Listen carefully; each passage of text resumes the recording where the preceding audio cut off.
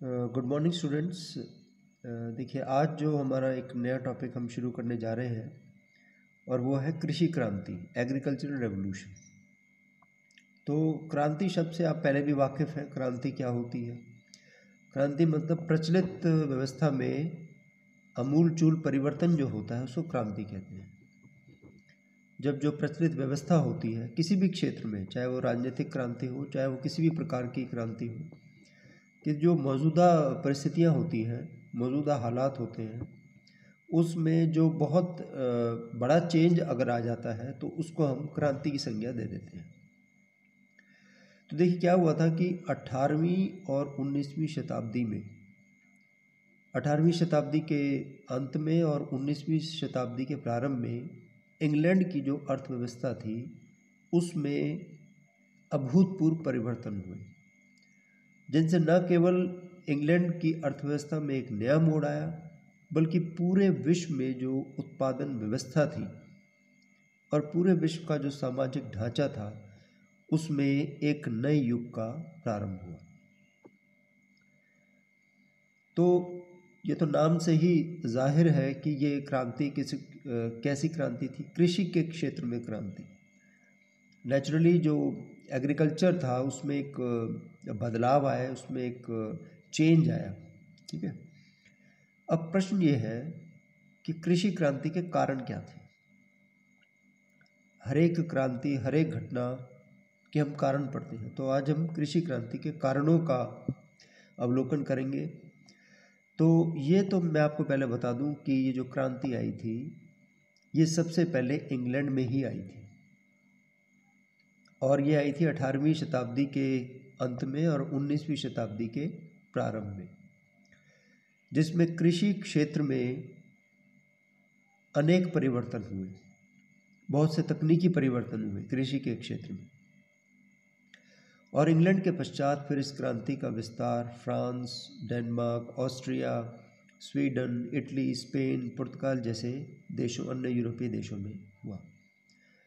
तो कारणों को अगर हम जानना चाहेंगे तो सबसे पहले जो कारण थे वो इस क्रांति से पहले जो इंग्लैंड की कृषि की स्थिति थी उसमें निहित है। इसके कारण यानी कृषि क्रांति से पहले यूरोप में कृषि की क्या स्थिति थी ये जानना हमारे लिए बहुत ज़रूरी होगा। तो देखिए 17वीं सेंचुरी में जो यूरोप था, पश्चिमी यूरोप खासकर, उसका लगभग 80% जो जनसंख्या थी वो गांवों में निवास करती थी। मतलब अगर हम 17 कृषि क्रांति से पहले की बात करें, 17वीं सेंचुरी की अगर हम बात करें तो 80% of the population was engage in agricultural activities. गाँव में निवास करती थी और कृषि उनका मुख्य व्यवसाय हुआ करता था उस 80% जनता का। अब आप ये देखिए कि कृषि में सामंतवादी व्यवस्था उस समय प्रचलित थी। सामंतवादी व्यवस्था से आप वाकिफ़ हैं, क्या होता है। इसमें भूमि पर बड़े बड़े सामंतों का अधिकार होता था, और ये सामंत क्या करते थे, ये किसानों से और जो सर्प्स हुआ करते थे यानी कृषि दास, उनसे खेती करवाया करते थे। और आप ये देखिए कि कृषक दास और जो सर्फ हुआ करते थे यानी किसान और सर्फ, उनको बंधुआ मजदूरी भी करवाई जाती थी, उनसे बॉन्डेड लेबर भी करवाई जाती थी, उनसे बेगार भी ली जाती थी। बेगार मतलब फोर्स लेबर, काम ले लिया जाता था, उसके बदले उनको कुछ नहीं दिया जाता था। और सामंत इतना उनको दे देते थे कि बस वो अपना जैसे तैसे गुजर बसर कर सकें, बस अपना जीवन चला सकें।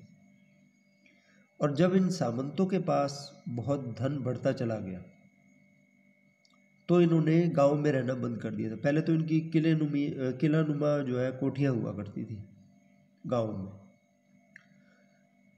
लेकिन अब उन्होंने गांव में रहना बंद कर दिया, वो शहरों में चले गए और उनकी अनुपस्थिति में कृषि की तरफ कोई ध्यान नहीं दिया गया। कृषि व्यवस्था जो थी ना वो पिछड़ी रही और उसका और पतन हो गया सामंतवाद के कारण।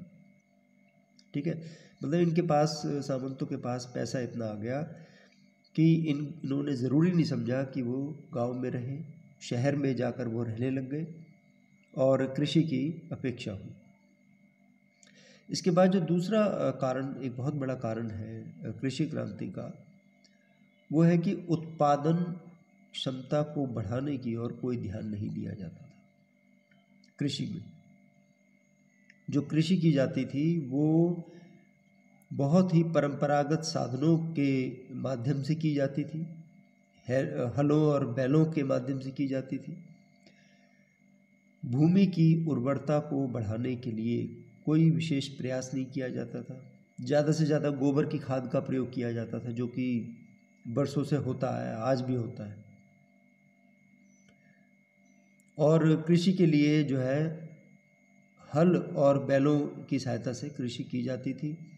उत्पादन क्षमता बढ़ानी है तो गोबर की खाद डाल दी। और आप ये देखिए कि समस्त कृषि योग्य भूमि का जो 1/3 भाग होता था उसको तो खाली छोड़ दिया जाता था।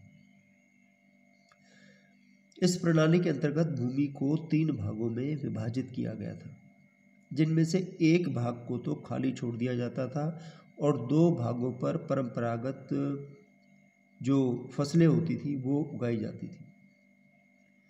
इसके अलावा फसलों को बदल बदल कर बोया जाता था, परंतु एक ही फसल बार बार बोने से भूमि की जो उपजाऊ शक्ति थी वो समाप्त हो जाती थी। तो मतलब भरपूर प्रयासों के बावजूद भी भूमि के जो स्वामी थे वो उत्पादन क्षमता बढ़ाने में सक्षम नहीं रहे। और मैंने आपको बताया कि कृषि योग्य भूमि का जो 1/3 भाग है उस पर तो खेती की ही नहीं जाती थी, क्योंकि अगर एक ही खेत पर निरंतर साल दर साल खेती की जाएगी तो उसकी उर्वरता समाप्त हो जाती है। तो एक भाग को खाली छोड़ दिया जाता था ताकि उसकी उर्वरता थोड़ी बहुत बनी रहे। तो ये स्थिति थी। और आप ये देखिए कि भूमि के बहुत छोटे भाग में खेती की जाती थी। मैंने आपको बताया कि प्रत्येक गांव में 3 प्रकार की भूमि ट्रेस कर दी जाती है। एक वो जो कि कृषि योग्य भूमि है, एक वो जो कि चारागाह भूमि है जिस पर पशुओं को चराया जाता था, और एक है बंजर भूमि। ठीक है, बंजर भूमि पर तो बिल्कुल खेती नहीं की जाती थी, और जो कृषि योग्य भूमि थी उस पर निरंतर खेती नहीं की जाती थी, बल्कि समय समय पर खेती की जाती थी। तो इस प्रकार से उपजाऊ शक्ति को बढ़ाने के कोई प्रयास नहीं किए। सामंत भी, उनको भी कोई सारोकार नहीं था इस बात से कि भूमि की उर्वरता कितनी है, कम है, ज़्यादा है। उनके पास तो धन आ गया था, वो तो शहरों में चले गए थे। यानी कृषि विकास की ओर पीछे काश्तकारों के हाथ में थी। अब काश्तकार भूमि पर ज़्यादा ध्यान नहीं दिया करते थे। अच्छा, फिर एक और जो सबसे बड़ी कमी थी उस समय इंग्लैंड में, कि भूमि पूरे यूरोप की, केवल इंग्लैंड नहीं, पूरे यूरोप की जो भूमि थी वो छोटे छोटे टुकड़ों में बटी हुई थी और दूर दूर तक बिखरी हुई थी। यानी किसान के जो खेत थे वो एक जगह नहीं थे। जैसे आज मान लो आप में से काफ़ी किसान परिवारों में से हो, तो आप जानते हो कि अगर आपके पास लैंड है, अगर आपके पास भूमि है, तो उसका एरिया कहाँ से कहाँ तक है आपको पता है, और वो कंटिन्यूटी में होता है। लेकिन यूरोप में स्थिति ऐसी थी कि खेत बिखरे हुए थे। एक खेत एक जगह पर है, दूसरा खेत जो है दूसरी जगह पर है। एक साथ जो है, मतलब एक तरह से जिसे बोलते हैं ना, चकबंदी नहीं की गई थी उस समय। तो कृषि करने में बहुत कठिनाई होती थी। कभी एक खेत जा रहे हैं, कभी दूसरे खेत जा रहे हैं। फिर क्या होता था, छोटे छोटे खेत थे, उसमें पगडंडी भी बनानी होती थी, मेड़ भी बनानी होती थी, तो उससे बहुत सी भूमि खराब भी हो जाती थी। और पहले जो क्या होता था कि भूमि की बाड़बंदी नहीं की जाती थी। मतलब बाड़ बना देते हैं ना, जैसे बाउंड्री बना देते हैं भूमि की, बाड़ लगा देते हैं ताकि जो पशु वगैरह आकर जो फसलों को बर्बाद ना कर दें।